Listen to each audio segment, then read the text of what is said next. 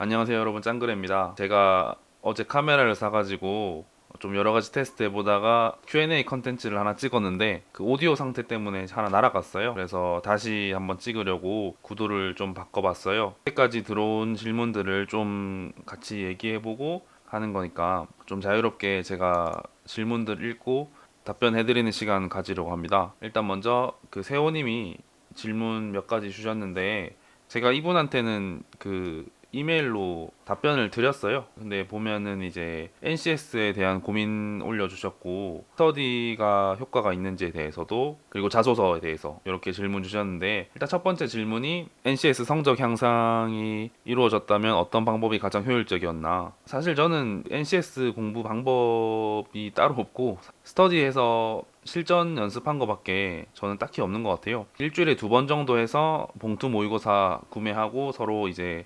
풀어보면서 실전과 비슷하게 연습을 했고요. 저는 사실 처음에 NCS를 이제 시험을 쳤을 때 점수가 잘 나왔어요. 점수가 잘 나와서 제가 NCS에 좀 그래도 감이 있다 이런 생각으로 이제 실전 문제 풀이에 바로 들어갔고, 요렇게 해서 한 그래도 5점에서 7점 정도는 상승하지 않았나 싶고요. 그래서 스터디 저는 많이 했어요. 그리고 스터디를 활용하여 공부하셨나요? 어떻게 하면 스터디 효과가 있을까요? 사실 이런 질문이 좀 딱 정답이 없는 게, 스터디도 스터디 나름이잖아요. 저 같은 경우에는 이제 스터디원들이 다 잘 하시는 분들이었어요. 되게 저랑 비슷하거나 높은 레벨, 낮은 레벨 다 있어서 굉장히 경쟁 의식이나 이렇게 선의 경쟁이죠. 그렇게 해서 많이 실력이 늘 수밖에 없는 그런 환경이었는데, 사실 또 스터디원 중에 좀 말도 안 되는 그런 사람들 만나면 많이 피곤하죠. 제가 이제 스터디 장인을 했었는데 여러 가지 스터디 꾸리면서 대부분 저는 괜찮았지만 한 번씩 좀 피곤한 스터디도 있어서, 그런 스터디 자체의 문제보다도 이제 스터디 어떻게 활용할 건지에 대해서 좀 더 고민해 보시고 어떻게 구성할 건지에 대해서 고민해 보시면 효과적인 스터디를 구성할 수 있을 것 같습니다. 그리고 자소서를 이제 제 거 보고 싶다고 하셨는데, 제가 지금 가지고 있는 게 없는 것 같아가지고, 그 자소서 같은 경우는 제가 잘 못 써요. 못 쓰고 되게 약간 대충 많이 썼어요. 그래서 그냥 가독성 있게 자소서 쓰는 게 가장 제가 할 수 있는 일이라고 생각해서 그렇게 작성을 많이 했고, 이게 제 그냥 뭐 비법이란 비법이랄까, 사실 자소서에 저는 메리 뭐 뭐라 해야 되지, 강점이 전혀 없다고 생각했기 때문에 자소서에 대해서는 그냥 제가 공기업 딱 면접에 그 쓸만한 그런 자소서 정도 그렇게 썼던 것 같습니다. 대구 취준생 또 한 분이 그 이메일로 하나 주셨는데, 이분 같은 경우에는 제 네 번째 영상 보시고 질문 주셨어요. 그 400시간 제가 말씀드렸는데 어떤 게 나온 기준인지, 400시간이라는 게 저는 되게 상징적인 숫자라고 생각해요. 막 인강이 포함된 시간인지 또 물어봐 주셨는데, 인강은 저는 개인적으로 최대한 안 듣는 게 좋다고 생각하고요. 경제학, 경영학, 뭐 법학 이런 인강을 프리패스로 들으려고 하는데 뭐 괜찮을까요? 이런 질문인 것 같은데, 저는 인강이 되게 엄청 독이라고 생각해요. 항상 말씀드리지만 저희가 수험을 하는 게 아니라 취준을 한 거기 때문에, 인강을 통해서 듣는 게 어떻게 보면은 닭 잡는데 소 잡는 칼 쓰는 거랑 마찬가지일 수도 있어요. 사실 인강이 핵심은 아니거든요.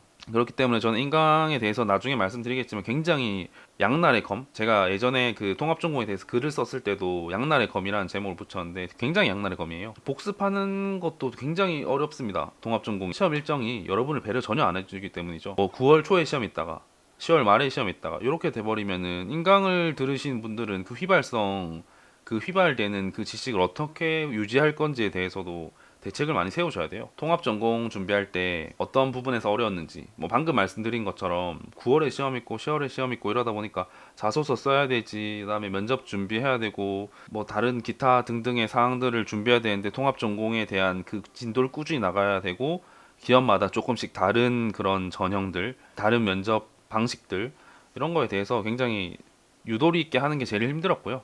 네, 그런 부분이 많이 힘들었던 것 같아요. 그리고 댓글로 이제 김현희님께서 남겨주셨는데, 가산점에 대해서 말씀해 주셨는데, 두 가지로 제가 가산점은 생각했는데, 일단은 그 지원하는 것 자체에서 조금 차이가 있는 부분에, 장애인분들이나 보훈 대상자분들 경우에 따라 다르겠지만 지역인재라든지 뭐 취업보호 대상자, 전문 자격증, 개개인의 특성에 따른 가산점이 있어요.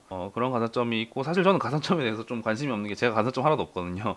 커말이라든지, 아마 질문 주신 게 그런 것 같아요. 뭐 커말이나 뭐 영어 같은 것들, 그리고 뭐 기사, 이런 거에 대한 자격증 가점 얘기하신 것 같은데, 찾아보세요. 왜냐면 본인이 가고 싶은 기업이 있는데 기업마다 너무 다르고, 사무직과 뭐 전기 기계직 이런 게 굉장히 차이가 있다 보니까 이런 부분은 좀 그 공고를 찾아보시면 될 것 같고, 저만의 그 공고 읽는 스타일이라 해야 될까요? 그런 게 있으니까 어떤 부분을 중점적으로 체크하는지 그런 건 나중에 제가 알려드리겠고요.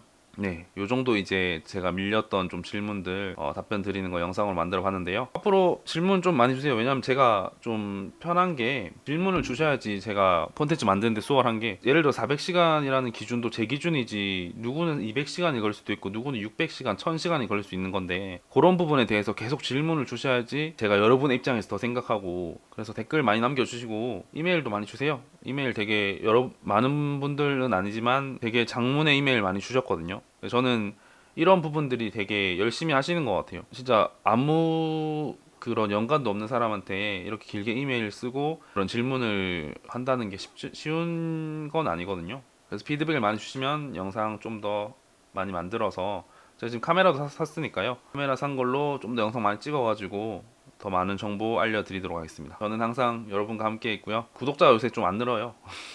그래서 구독 많이 해주시고요. 다음 영상에서 뵙겠습니다. 감사합니다.